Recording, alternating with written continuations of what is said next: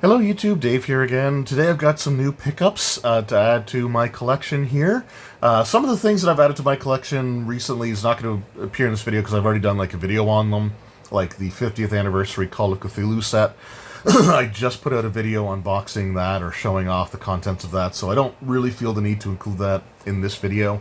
I also have the new Pathfinder beginner box that should be on its way to me very shortly. I canceled it off of my Pathfinder subscription or my Paizo subscriptions because I'd already pre-ordered 2 copies of it, one to keep sealed and one to have opened from 401 Games from Toronto. So I'm just waiting for that one to ship out. So that's not going to be in this video, and I don't really feel the need to include it in the pickups video because as soon as I buy it, I'm going to be doing the unboxing video for it as well. So anyway, let's just start off with the return of a card game that I played a ton of in high school. So I graduated 2001, and then I went back to the brand new school that had opened up that was combined from 2 different ones, the one that I graduated from, and another because they offered some courses that my school didn't, that I was interested in. And I wanted to upgrade some of the marks for some of the courses that I had in my senior year anyway. So this was a really popular card game during that period of time. And what it is Warlord Saga of the Storm. So this is a D20 system card game. And so you use a D20, you roll for attacks and stuff like that. And I remember playing this a crap ton back in the day, and I could have sworn that I bought one of the decks to play, to own my own.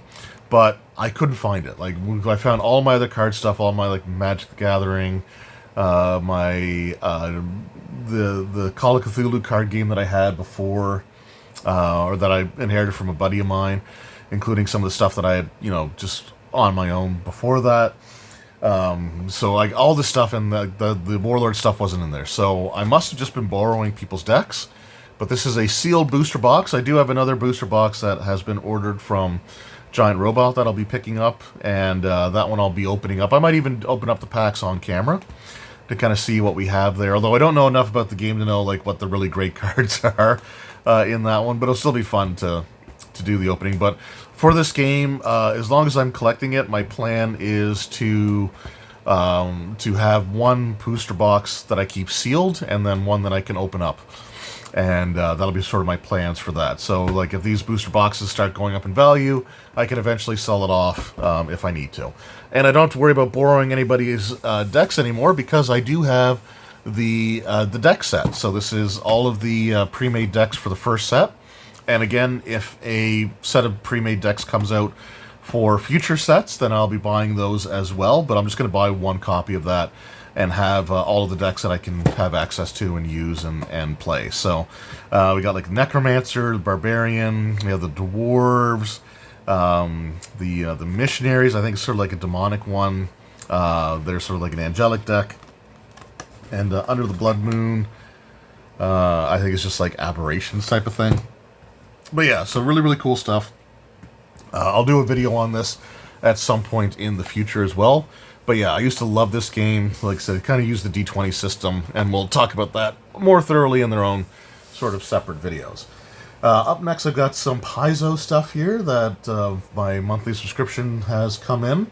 The first thing that we have here is a flip mat. And again, these are all items that, since the new store's been updated for Paizo, they're complimentary subscriptions. I don't know if they fixed them or not. I should actually send an email just to find out. But I don't know if I really want to go back to the complimentary subscriptions because it was so much stuff that it was getting really overwhelming. So if they do, I might limit it to a couple of things. But the flip mats here, I will add as many of these to my collection as possible because these things are awesome.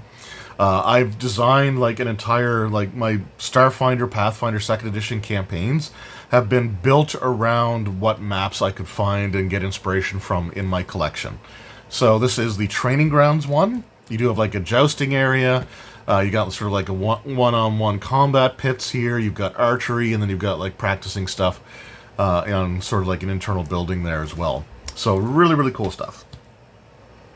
Then, I said the beginner box is on its way to me, but I do have the follow-up to the beginner box This is Troubles in Grace, or Gracie. I don't know how to pronounce the. I'm assuming it's Grace, but I don't know entirely. But this is meant to be a follow-up to the beginner box, a brand new beginner box that's coming out. And what's cool about this is it has 6 adventures in there, inside of this. 2 for each levels of 2, 3, and 4. But it does not include the leveling information for like level 4 characters in here. So that means that it should be inside of the beginner box, which is great, because the first beginner box, to get like level 4 characters, you had to buy the adventure that came with it, the Troubles in Otari adventure, like the soft-cover adventure that had your level 4 information in here. But I don't see it in this book at all, so that should mean that the leveling system is self-contained. But these are scenarios that you can use to get your characters all the way up to like reaching level 5 that they would need the core books for. So yeah, really, really cool. Excited to see this actually, and I might, you know, right now we're sort of taking a hiatus from the Starfinder game, and we're focusing on my Dragon Age campaign. I don't know if we'll go back to the Starfinder one. I do find that when you get into like the higher levels, things tend to get things tend to break down a little bit, and for the players, it's kind of like still a new system to them. They're still trying to wrap their heads around it, and they have so many options and abilities that they don't fully kind of have a grasp on. So I'm thinking what I might do is, if the Dragon Age game ends, if I do go back to like a Pathfinder game, I might use the beginner box and then go to the like the Troubles in Grace, and just sort of focus on like lower level campaigns that end at level 10 type of thing. Anyway, though that's for the future to determine. We also have some Starfinder stuff here, a couple Starfinder items. So we have the condition cards for the 2nd edition Starfinder game, and these can be pretty handy to have. Although the first edition one had the space goblins depicting each of the conditions. So, you know, like for the second one, he looked like he was like not feeling well. He'd have like the little bubbles around his head, like, you know, that you'd see in cartoons. And then for the nauseated card, or whichever one is the one where like you can do nothing but like retch and throw up to end the condition type of thing, you had him throwing up inside of his space helmet. The dead condition had like just the skeletal remains of the goblin inside of his spacesuit, and just stuff like that was kind of neat. So we do the 2nd edition one here, which looks like it has Skittermanders depicting the different things. All right, and then up next we've got Tales from the Vast Adventure Anthology. So this is, I don't know if this is from, so there was a collection of adventures before for 1st edition Starfinder that was taken from the Starfinder Adventures, or Starfinder Society, sorry, which was like their organized play. So I don't know if this is kind of based on that or not, because like it'd be kind of cool to have some of those Starfinder Society stuff adapted for 2nd edition. Oh boy, that is colorful. I am digging it. So compilation of 4 adventures takes characters on a cosmic ride through the most distant, peculiar regions of space, exploring a waterlogged world and Casberg's absurdity, visiting a haunted way station trapped in the drift, exploring a simulation inside a hollow vault moon of Salvation's End, and helping rebel forces retake Frozen World from the Aslanti Star Empire. Okay. So that is pretty cool. Again, if we go back to Starfinder, it would probably be again low level stuff here, and yeah, this is like levels up to level 9 actually, so that's not bad. So again, like that might be the entirety of the campaign. All right, up next we've got some Blade Runner stuff here. So I have been itching for new Blade Runner products to come out. A while back, they did a Kickstarter that I missed, unfortunately, because I wasn't really into Kickstarters at this point, and I think this was before I really started running and getting heavily involved with the Blade Runner game in general. But the actual retail release has finally come out, so we've got the Replicant Rebellion book. Now, this is sort of separate from the adventure series that was part of the starter set and the Fiery Angels box set. But this is like you're playing basically the Replicant Underground type of thing. So I think this would actually be a lot of fun to do, because at the end of the last scenario, one of my players defected from the Blade Runners, or the RPD unit, or the Replicant Detection Unit. So the RDU or whatever. Anyway, they actually defected from that, and they're joining the Replicant Resistance. Now, the Underground and the Resistance are a little bit different, so I don't know how well this would translate, but it might be fun to run some stuff and involve that character, because I think some of these missions might be like sabotaging things or things of that nature here. But there's all kinds of stuff included in this book that I'm actually really excited about. And yeah, so we got like the different operations here. So those are like these scenarios. You've got sort of like the build up here, the Fallen Angels. Really, really cool stuff. And they also released an asset pack, which comes with a solo mode for playing the Blade Runner game. This is still currently sealed. I'm going to open it, but I don't know if I'm going to open it on camera, because a lot of these things, I don't know if these assets right now, I don't know if they're actually tied to the Replicant Rebellion book or not. So I don't want to risk spoiling too much there as far as that goes. But it's still really cool. Like, this gives you some stuff that you can use to create like your own cases if you wanted to, like newspaper, front pages, maps, crime scene photos, some really cool stuff like that.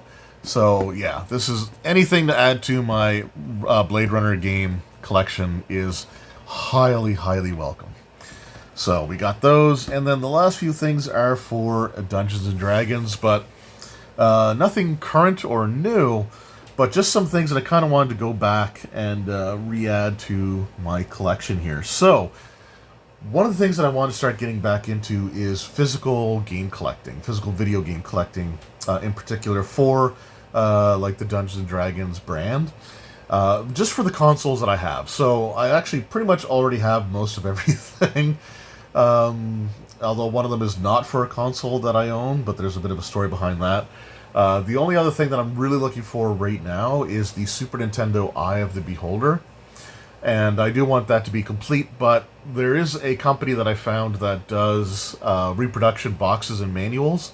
So I might just find a loose cartridge of the Super Nintendo game and then have the reproduction box and manual printed, because that will save me quite a bit of money. But we'll get to that when the time comes. But the first game that I have here is actually one that I really don't like, but I do want to have it just because it's, I have the capacity to play it if I hook up my Xbox 360 again, and that is the D&D Heroes game. So, this game was a bit of a mess, I'm not going to lie. I never finished it. I actually remember saying to a certain point, like, okay, if this, so you're going through the game, and you've got this bartender that knows everything, and it's like, okay, well, he's the bad guy. I remember saying that right away. It's like, he's the bad guy. He's just in disguise, right? But he's like this legendary villain that was killed like a century ago by the player characters like that you can play in the game, and they sacrificed their lives to end this guy's reign of terror type of thing. But he found a way to come back, so the characters are then themselves like resurrected. And it gets a lot of scaling stuff like way wrong, right? So here's your human fighter. There's your dwarf cleric, who's only like a foot shorter than this guy, who looks to be like 6 feet tall. And then there's your halfling, who's as tall as the frickin' dwarf. So, I don't know. But one of the things that also, like, enemies block, and they block a lot. So you have this, like, combo that you can do that builds up a finisher meter. And essentially what you have to do for a lot of, like, just rank-and-file enemies is just wail on them as they block and take 0 damage until you build up your finisher meter. And then when you, like, you press, like, the Y button, I think it was, to perform your finisher. So yeah, I don't have a lot of fond memories of this game, but at the same time, it's like, maybe I should try to give it another shot and play it fairly. So we have it here. I might again. I don't have a way of like recording it or anything, unless I like try to find emulations, and I don't want to go through all that nonsense. But D&D Heroes for the original Xbox. It was like a fun, like Diablo-style dungeon crawler, hack and slash type of game. Like, it was perfectly serviceable for that. It just had some like weird things about it. Like, the wizard uses pole arms, and the fighter can't. Like, the fighter cannot use any of like the halberds or glaives or anything like that you find, because those are specifically locked to the wizard type of situation. But anyway, I have it in my collection, so there you go. So I have Baldur's Gate Dark Alliance on the Nintendo GameCube, but my original Dark Alliance 2 game I ended up giving away when I gave away my Xbox system to a buddy of mine. So I wanted to put that back into my collection, and here we have it. So Baldur's Gate Dark Alliance 2. I do have this on the Series X as the updated or the remastered version, which I don't think they actually did any remastering at all. But this game I absolutely love. And it's nice to have it physically again in my collection. Though if I'm going to play it on my Series X, because the loading times are way faster on that. Alright, so up next is a game that I have on Steam, which I can play, which I play a little bit just on my own. I could actually stream that one, just because it's on my computer. But I ordered this for, I was looking through and oh, they've got, sealed copies that aren't that expensive. So I ordered a sealed copy for the original, because this was an original Xbox game as well. I don't think there were actually any Dungeons & Dragons branded games that came out in the 360 era, which is interesting. So anyway, it was original Xbox, ordered a sealed copy, and what came in was a sealed copy for the PlayStation 2. But it is sealed and everything, so that's pretty cool. And this is the Dungeons & Dragons Demon Stone for the Forgotten Realms. And this is actually a really cool game. You got these 3 hero characters there that are all sort of brought together by fate. And you've got some, pretty cool voice actors involved here, like Patrick Stewart voices Kelvin Blackstaff. And you got Michael Clark Duncan, who I think does the voice of Gorl, or Yorgorl, or however you pronounce his name there, the Slad Lord, who was brought back, who's revived alongside of a Githyanki warrior called Soreka, I think her name was. But yeah, this is a really cool game. You can switch characters on the fly type of thing. Certain situations may have you playing only certain characters, like the rogue or the fighter or the sorcerer there. But this was a really fun game. I really liked this one quite a bit. And so now I have a sealed collection, or sealed copy. Again, it was supposed to be for the Xbox. I'm not going to raise a fuss or anything over it. I gave the guy really good feedback because, whatever. I was buying it to keep sealed anyway, so if it's for a console that I don't own, is that really the end of the world type of thing, since I have access to it on my computer. Alright, and then up next are replacement or updated copies of something that I've already had in my collection. This is the print-on-demand City of the Spider Queen for 3.0 era Dungeons & Dragons. This was a mega adventure from back in the day. And the reason that I ended up getting this is because I have the original, right? And the maps should all be at the back here. So I have the maps pack pulled out of the, the back of the book type of thing. But what happened was my original copy got some water damage. It's nothing horrific or anything like that. It's not to the point where the book is unusable. But it is all wavy on the bottom there, and it just, I don't like it. So I don't know what I'm going to do with the original, but I do have the print-on-demand copy. I'll probably keep the original just to have it in my collection as well. But the print-on-demand just came in today, actually, and the irony of this being a copy to replace my water-damaged one is that the day that it arrived, it was frickin' raining out, and the box got pretty heavily wet when I was coming back from taking my dog for a walk. But it is what it is. The book itself is fine. It's in good condition. But yeah, so the print-on-demand copy of that. And I have the mini collection to go along with it. Now, I do have these minis already in my collection, but when I first moved out of home, like out of my mother's apartment back in the day, I had a bunch of chainmail stuff that I took the boxes with me, but I forgot the stat cards. So the stat cards were just kept in one of the individual minis boxes, and I wasn't really playing the game at the time, so I wasn't too worried about it. Like, I didn't immediately go back for it, which was a mistake, because I went, eventually I did go back, like for Christmas or whatever, and I was looking for it, and it's like, hey, was there stuff like anything that got left behind? Like, did you keep that or did you throw it all away? And she threw all the stuff away, so I didn't have the stat cards. And the reason that kind of sucks for this is because one of the characters, one of the minis here, Irate Tassarin, she was unique, and she had like the most powerful stats of any, because this is like the chainmail miniature cards. So she had she was a warband by herself, and then like the rest were like the Killsec faction here. I was able to get replacement cards for the Killsec because a buddy of mine had his box set came with 2 copies for whatever reason, so I do appreciate that. But I lost her stat card. So this was like $30, I think, online. And it comes with all the stuff, all the minis. They're in like the baggies there, wrapped with the bubble wrap still. But what it had is her stat card. And I don't want to get too deep into like chainmail mechanics or anything, but like she has no point value where everybody else does. Like this guy's worth 32 points, but she had 23 health, which was brutal. Like I think 10 or 12 was the most that anything else had to this point. She also has Cure Wounds 22 5 times. So like you can get her if you don't kill her on her next activation, before her next activation, then Cure Wounds was coming out. There was Slay Living, Flame Strike. Like she had just a bunch of like kill spells. It was just like really, really awesome. I remember actually playing her, and I forget what the point cost was of the warband that she went up against, but it was pretty high, and she ended up winning because you just couldn't do enough damage to her that Cure Wounds didn't come out, and her all of her instant death spells were pretty brutal as well.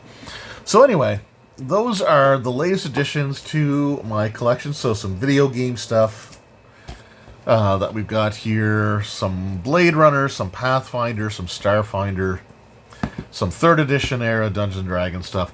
Let me know in the comments below what are some of the things that you've been adding to your collections lately. They don't have to be RPG. They could be video game. They could be like comic book. It could be anything. Just like what are some of the cool things that you guys have added to your collection. So thank you very much for your time. I do appreciate it, and we will see you in the next one. Until then, take care.